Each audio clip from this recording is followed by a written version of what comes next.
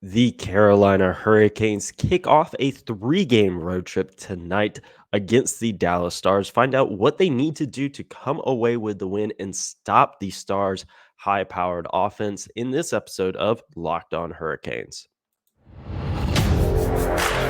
You're Locked On Hurricanes, your daily podcast on the Carolina Hurricanes. Part of the Locked On Podcast Network. Your team every day.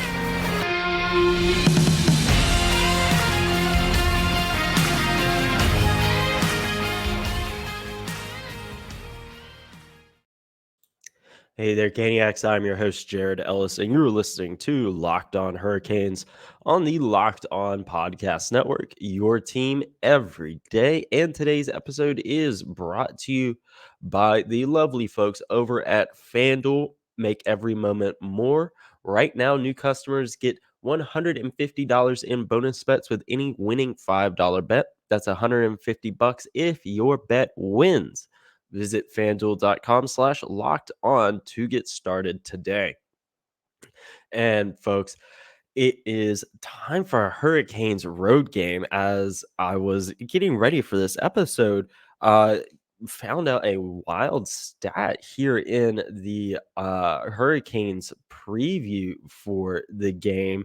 And the Hurricanes have not played or have played just one game on the road since January 6th. That is wild. It is February 13th. They have played nearly every game at home to start off 2024, which is wild to think about. But as I said, this is the first of a three-game road trip. We talked about this yesterday in the Hurricanes forecast, where they have the Stars, Coyotes, and Golden Knights all on deck this week. And obviously, the further west they go, the later we're going to have to be awake. But, Canes after dark, yeah, that's always fun. But the Hurricanes are looking for their sixth win in 7 games tonight. They have been rolling as of late, and yeah, they have really been absolutely killing it. Like in terms of what they're out there doing, we all know just how well they're playing. Obviously, in the last game on Whalers night against the Devils, Pyotr Kochetkov pitched a shutout, stopping 33 shots from the Devils. Sebastian Aho scored the overtime winner. And this was interesting finding out today as well. We talked about how that was his 11th career overtime winner. Which is a franchise record. And he also joined Ron Francis as just the second player in franchise history to reach 50 game winning goals. Francis has 57. So you figure Aho is going to break that record within the next couple years. So that was actually really cool. I wanted to share that with you guys. And again, the stats, for the Hurricanes, what they're doing, there's just so much good stuff here in the Hurricanes write up for the preview of the game. I do really recommend you guys go read this. Of course, penalty killing was really great. And we'll talk about that here later. Jacob Slavin obviously is the team's leader in shorthanded time on ice, has a chance for some new franchise history at 257 career points. His next point will put him into a tie with Justin Falk for most points by a defenseman in Canes Whalers history. So crazy to think about there. Just what's going on, with this team, in a good way. Go back, 10 years, you're talking, to someone about, Jacob Slavin, Sebastian Aho, how good their penalty kill is, how good their power play has been, all that stuff. Yeah, we'd laugh in your face if we told you that. Heck, even 2018. I don't know if we would have really believed you. You go back, 27, 2017, 2018. I don't know if we believe you just how good this team has become. And, talking about how good the team has come, one thing, Hurricanes reporter and show alum Walt Ruff put out yesterday after yesterday's episode had gone up. This was really interesting. Um, I'm gonna be reading you from his tweet from yesterday, saying, "quote 2 months ago, the Canes played their first game following the players-only meeting in Vancouver. Before December 12th, they were 14-12-1, had 29 points, which was 10th in the Eastern Conference. They had a .537 points percentage, 10th in the Eastern, 90 goals against, 11th. Power play was at 20.7, ranked 8th, and penalty killing at 79.1, ranked 10th. All these are Eastern Conference. And since then, they are 16-4-4 with 36 points first, .750 points percentage first, 56 goals against, that's the fewest, 35.9% on the power play first, and PK at 89.9, and that is second. That is absolutely crazy turnaround, and that they are really riding that momentum right now, and they are going to have their work cut out for them tonight, folks. The Stars are a very good team, and yeah, actually, one thing, with all of these teams, something pointed out here is that all of the teams on this road trip have really good home winning percentages. So they are really going to have to work. Dallas at .654, Arizona at .600, and Vegas at .769. So they are really going to have the work cut out for them on this road trip. But I do think they are up to the challenge. If it was before December 12th, I probably would be a little nervous going into this road trip. The Hurricanes are at 13-10-1 this season on the road. It is important to note that, as we said at the top of the episode, they really haven't. They played one game on the road since January 6th. So they've racked up a whole crap ton of points at home. So, that is something there. It will be interesting to see how they can carry this success that they've had to start out the year onto the road.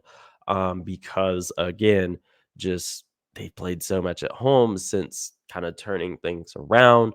Can that momentum that they have behind them right now carry over onto the road, into Dallas, into Arizona, into Vegas? That's going to be really interesting to see how they can handle being on the road again after a long time. Obviously, these guys are professionals, they know what to do. I'm not necessarily worried about that, but it is something to think about. Of they played at home for so long, how are things going to go tonight? And they're going against good teams as well. So they also have won their last 5 road games. So that is something as well, and brings a road point streak of 8 games into tonight's game against Dallas. So again, before they had their really long homestand, or their bulk of games at home, I should say. Yeah, they had some stuff going on the road, so that is something there. But again,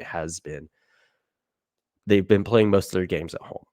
So that is something to consider there. Again, I don't think it's going to be much of a big deal tonight. I really don't. I think that they know what they have to go in and do. And the big thing that they're going to have to go in tonight and do is stop the Stars offense, because it has been rolling. And we'll talk about what they need to do in tonight's game right after this quick break, folks. Now, folks, the wait is almost over, folks. I cannot wait. North Carolina, FanDuel's America's #1 sportsbook is coming to our state on March 11th. You'll finally be able to bet on all of your favorite teams in all of your favorite sports, whether it's the Hurricanes, the Panthers, the Hornets, whatever you are going to be in with FanDuel. There's tons of ways to get in on the action. You can bet on everything from the money line to over unders to which team will win this year's Tobacco Road rivalry. Obviously, guys, we know how big the Carolina Duke games are, and you'll be able to do that on FanDuel. That's all on an app that's safe, secure, and super easy to use. Plus, with live betting, you can even pick which player will pick up or will put up the next bucket and the one after that. So see for yourself why FanDuel is America's #1 sportsbook. Just go to fanduel.com/locked on so you can be the first to know when FanDuel goes live here in North Carolina. That's fanduel.com/locked on. Make every moment more with FanDuel. Now, stopping the Stars offense tonight is going to be the biggest key to the game. I think that is going to be something that they have to be ready for soon as the puck drops. Um, yeah, these Stars, they have scored more goals than any Eastern Conference team as of right now. As of recording, they have notched up 190 goals. So, and obviously that total will continue to rise after tonight. I've not saying Dallas is going to win or anything like that. Be fair, all right, the offense as good as this, probably going to at least notch a goal or two. Um, so they are going to have their work cut out for them tonight, and they have got to be ready to smother this Stars offense, from the get go. And we know the Hurricanes can do that. We know just how tight and suffocating this team can play on defense, and they're going to have to be on their A game for this tonight. One thing, it says, here in the Hurricanes right up, again, talking about, how they have scored more goals than any Eastern Conference team. Jason Robertson, 52 points in 52 games. Matt Duchene and Rope Hintz, both 12 points in the team's last 12 games. So they're rolling offensively. They got to be ready to stop these guys tonight. That's going to be really important. They're going to have to put their best foot forward tonight. You look at, obviously Jacob Slavin, he's going to play a big role in that, and alongside, Brent Burns. And really, the entire Hurricanes defensive group, they're going to have to be on their A game. It'll be interesting to see if we have Brett Pesce tonight. He's missed the past 2 games due to illness. Just been a bug going around Raleigh. It wouldn't surprise me if he has the same thing that I have and a bunch of my friends and coworkers have had. So it'll be interesting to see how things go there tonight. Whether or not he's going to be slotting into the lineup. He was kind of a wait and see when it came to the last game. Obviously, we've had a few days in between. So we'll see if Pesce is out there tonight. I don't know. I don't know what's going to happen there. And I really think that is going to be something that it kind of affects the Hurricanes' game plan, because Pesce is obviously much better defensively than D'Angelo. So, you know, I would much prefer Brett Pesce to be out there than D'Angelo, just in terms of their defensive games, because we all know Tony, he ain't very good defensively. And when you're going to be going up against such a high powered offense like that, to have a guy out there that is a defenseman out there that is not good defensively, that just feels like a recipe for disaster. So we'll see what happens tonight. When it comes to Brett Pesce, but that's a really big question mark for me. Of, are we going to have Brett Pesce tonight? You know, uh, That's going to be really important. And obviously, we know the Hurricanes can get it done without him. We know that, but again, when you have a defenseman that is not good defensively out there against a team that has scored more goals than any team in your conference, that's I personally wouldn't want that. But again, it's also not going to just be down to the defensemen. Of course, you are going to have your forwards stepping up defensively. Jordan Stahl, we know just how good he can be defensively. Same with Svetch, and we know that these forwards can play defense as well, and that is going to be something that the Hurricanes have to do. Every single guy out there on the ice tonight is going to have to play really stinking good defense and suffocate this Dallas Stars offense. That's going to be the biggest thing tonight, is just play a phenomenal defensive game. And obviously, show up offensively, of course. Got to do that. Because, and that's also not going to be something that's going to be hard. The Stars, they have an all-star goaltender in Jake Ottinger, and he's played. He's one of just 22 goalies that has played in at least 30 games this season. And the Stars are also 4-1 in their last 5 games, like the Canes. So it's going to be really interesting to see how things shake out tonight. And uh, one thing that the Hurricanes are really going to have to do, I think, to really take advantage of the game is keep their special teams rolling the way they have been. And they do have an advantage in that battle as well. As of recording, Dallas's power play is ranked 14th in the NHL at 21.7. Their penalty kill at 10th and 81.6. Whereas the Hurricanes power play, again, ranked 27.7, number 2 in the league, and the penalty kill at 4th at 84.7%. We talked about where they have ranked since December 1st as well, earlier. So their special teams have really been rolling, and that's going to be something that they need to continue tonight, because you do have, at least on paper, the advantage there in the special teams battle. So if they can really take advantage of those and just suffocate Dallas's offense, that's going to be really key for them tonight to be able to come away with the win. And again, a really big one tonight. It's obvious. It's pretty obvious, but that is support Pyotr Kochetkov. I feel like he will likely get the start tonight. I talked about this yesterday. I feel he'll probably get your start tonight. Then you'll see Spencer Martin on Friday against Arizona. And then Kochetkov again on Saturday against Vegas. That's kind of how I think things are going to shake out. Again, barring Pyotr just playing out of his mind or Spencer Martin playing out of his mind. That's kind of how I see this going. And they're really going to have to get out there and support him.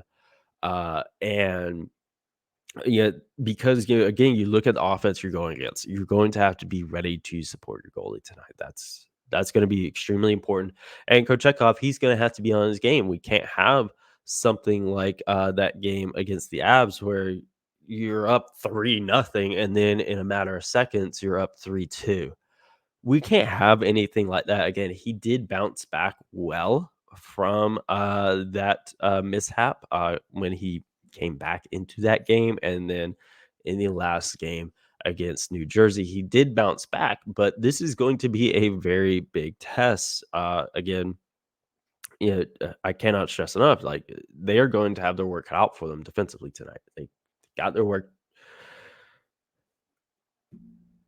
cut out for them, folks. I cannot stress it enough. They have really got to be on their A game defensively tonight and ready to shut this down, because we've seen in the past how whether the Hurricanes are on the right side or the wrong side of it, we've seen how fast games can get out of hand when you aren't ready defensively. And that's also not just the Hurricanes either. Yeah, you've seen that in just sports in general. Uh, we've seen what happens when a team is not prepared defensively. I mean, you go back to that Chargers Raiders game. We just had the Super Bowl. Going back to earlier in the season when, uh, God, when the Raiders blew the brakes off of the Chargers. Uh, we've seen stuff like that before when a team is not ready defensively. So I'm not saying Brind'amour is Brandon Staley. He's not. He's much better. But yeah, they've got to be ready uh, for this game tonight because, yeah, again, from moment the puck drops, because we've seen in the past where a team is able to rattle a goalie early. They go and you know notch a goal within the first couple minutes. Heck, you saw that in that game against the Avs with Marty Natchez. He had a hat trick in the first period. Obviously, we talked at length about how things went, but that is going to be really important tonight. That is my biggest key to the game is being ready defensively. That is the biggest key to the game tonight. But the trade deadline is fast approaching, and the Carolina Hurricanes need a goalie. And we will be discussing that in this edition of Trade Tuesday right after this quick break, folks. Now, folks, it is, of course, the halfway point of the season. Canes fans, the Carolina Hurricanes, they've really turned it around post players only meeting back in December.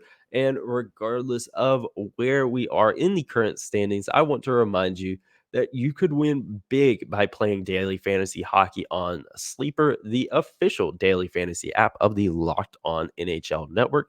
It's our number one choice for daily fantasy sports and especially daily fantasy hockey because with Sleeper, you can win 100 times your cash in daily fantasy hockey. You can be asking yourself, what players would you take this week to score 100 times your money? Whether that be Sebastian Aho, Andrei Svechnikov, Marty Natchez, he's had a great week.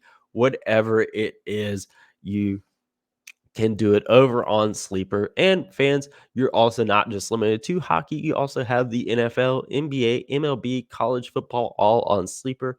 So entries can be made in under a minute. All you have to do is pick whether studs like, again, Sebastian Aho, Andrei Svechnikov, Martin Necas, will record more or less than their sleeper projections for things like goals, assists, saves, plus, minus, and more in a given game. To win 100 times bet on Sleeper, you need to correctly predict the outcome of 8-player stats. You heard me, Canes fans. You can win 100 times your money playing daily fantasy hockey with Sleeper. So start paying attention and nail your picks so you can start winning big. Use promo code Locked On NHL and you'll get up to $100 match on your first deposit. Terms and conditions apply. That's code Locked On NHL. See Sleeper's terms of use for details and locational availability. Now, getting into Trade Tuesday, the trade deadline is going to be here before we know it, folks. And there has been much talk about whether what the Carolina Hurricanes need to do. Obviously, Elias Lindholm now off the board. He's obviously since been traded by Calgary to Vancouver, so that trade's off the board. We're not going to be talking about that one anymore. Um, Gosh, we talked about that one for freaking years, and not anymore. um, but this was one. I reached out. Again, no surprise, we're going to be talking about a goalie here because that's the Hurricanes' main need. We're going to be talking about a name that's been floated around for a while in terms of what the Hurricanes could do when it comes to goalie, and that is Marc Andre Flurey from the Minnesota Wild. We've kind of heard his name for a couple years now. Ever since his time in Vegas was starting to come to an end, we were hearing about it, of Carolina being a potential destination for him. Now, this is going to be strictly a rental trade. He is 39 years old. He's on an expiring deal. Don't know really how much time he has left playing in the NHL. He's, again, 39 years old. Not saying he's gonna retire after the season, but also not saying he won't. He's just at that age where I just don't know. He also does have a modified no trade clause. So that would be something that, before, this would even have to take place, is Carolina on that list? Is he willing to come here? That's another big thing there. Uh, but Carolina has, of course, been a team that seems like a good fit. A lot of other, hockey reporters out there have kind of had Carolina in the mix when it comes to Flurry. I texted Seth from Locked On Wild last night, asked him, what's the deal, with the Wild at the deadline. He said, they're absolutely sellers, picks and prospects. That is what they're going to be after. And I do fully think, that's something the Hurricanes could totally accommodate for the most part.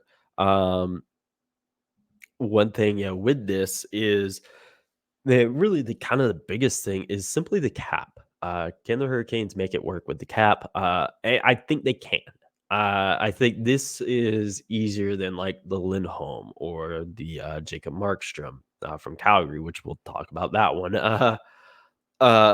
later again. But the Hurricanes, as of right now, have a little over 1.4 million in cap space, and Marc Andre Flurey has about $3.5 million cap hit. So they will have to move money out to make this trade, whether that is a trade with Minnesota that they use to make the cap room or not. That's going to be interesting, but that's going to be the first obstacle here. But I do think it's totally doable. It's not like they gotta free up, $6 billion in cap space or anything like that. This is totally doable. Um, and again, picks and prospects being the two number one things. I think mid round pick or two, you could throw in for sure. Flurry at this stage in his career, he's not going to fetch like a first or second round pick anymore. Definitely mid-round pick or two prospect-wise. Kind of the name that stood out for me and stood out for a while when it comes to trading prospects is that of Ryan Suzuki, Hurricanes first-round pick from a few years ago. He is an upcoming RFA and a guy that it just feels like everyone's passed him by in the Hurricane system. We talked about this before. He has dealt a lot with injuries, but it still feels like we're seeing more and more guys pass by him when it comes to getting called up.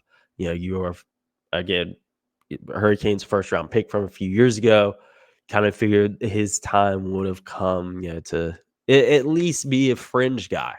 Kind of a guy that gets called up when someone gets hurt, then goes back. He's hasn't even gotten to that. Whereas, you see a guy like Drury is coming up full time, Nazin coming up full time. And you're seeing stuff like, or heck, Jarvis, skipping AHL entirely, going straight from juniors to the NHL and being an absolute stud and a star.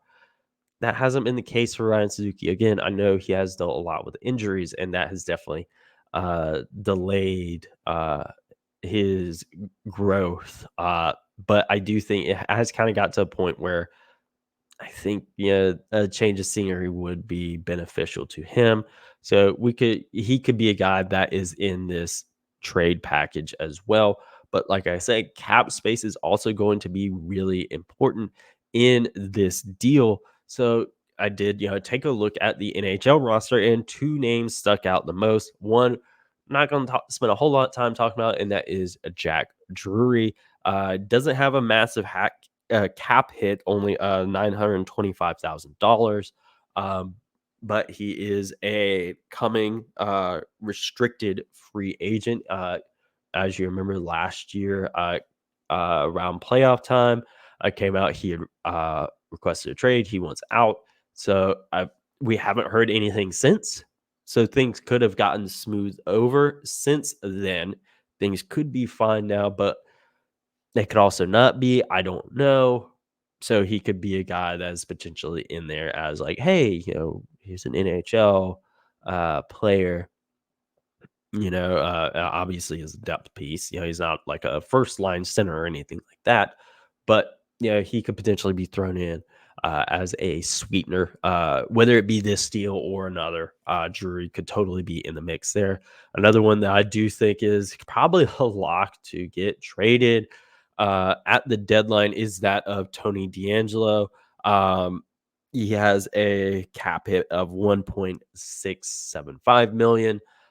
So you figure, all right, you're trying to make this trade for Flurry. You throw in D'Angelo along with that mid round pick that could work there, or D'Angelo and Suzuki.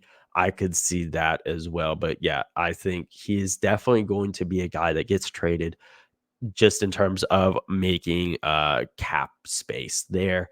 This isn't going to be like some blockbuster trade or anything like that. The Hurricanes are not going to have to give up a whole lot. And another reason I say D'Angelo is that he hasn't really been playing much this year.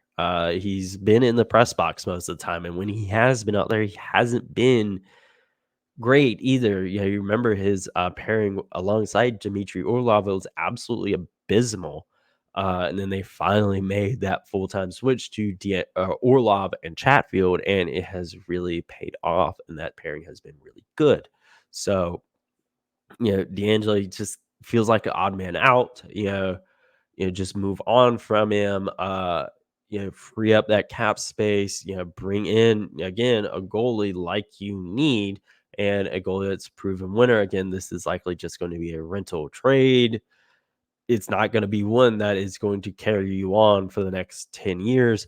Also, you bring in Fleury. I do think that could be beneficial for Kochetkov as well to learn behind Fleury as well, because we've seen before Kochetkov is not ready to be the number one guy yet. I do think he will get there, but he is 24 years old. All right. Yeah, he's still learning. So I think, getting, you know, a future Hall of Fame goalie for him to sit behind for, a little bit, I think that could be beneficial for him as well. And then, obviously, season's over. If you can ink Fleury to a short-term deal, then fine. I don't necessarily see that happening because, again, Freddie Anderson has a year left on his deal. Kochetkov locked down for the next few years. Yeah, Antti Ranta, he'll likely be gone after this season. Spencer Martin, who they claimed him off of waivers, who knows what's going to happen with him in the offseason. So it'll be interesting what happens, but I do think this could be a beneficial trade for the Hurricanes. Again, not like they're going to have to give up a whole lot. Really, the big thing is just going to be making some cap space for them here. But if they can do that, I think it could really help their chances when it comes to playoff run and winning a Stanley Cup. Plus, again, I've said before, Freddie Anderson needs to take as long as he needs. I don't want him to rush back and potentially make his health worse. But yeah, you figure, all right, yeah, you're going to, right now you have Pyotr Kochetkov, Antti Ranta. He'll come back at some point, when he's healed up. He's going to be out a couple weeks. So, yeah, then he comes back to the fold if Freddie Anderson is able to come back. If he is, then you have him there as well. And then you bring in Fleury. You have him there as well. And then, you obviously have Martin as well, there in the fold also. So you could have, a really deep goalie room. I guess, it feels like, you're going to have, a whole bunch of goalies there on your roster for not a whole lot of time. But I do think it would be a move that would be beneficial for them. I really do, because we are seeing it this year. Of they are not as deep as they have been in the past at that position, and that has kind of been their weak spot for the large majority of the season. So making a trade for a goalie like Flurry, I think, would be really beneficial. Um, again, we'll just, go with say it happens tomorrow. Obviously, it's not going to. Boom, you have Flurry, Kochetkov right there. All right, you're going to have Ronta come back here in a few weeks. All right, he's going to have to sit for a little bit. Martin, he'll have to sit as well. Freddie comes back again. If he does, you got, you're finally deep at goalie again, and I think that could really serve them well come playoff time. I really do. I think this is a pretty low risk trade for the Hurricanes, and obviously it gives Fleury a chance to go to a contender, get one last ring before he hangs it up.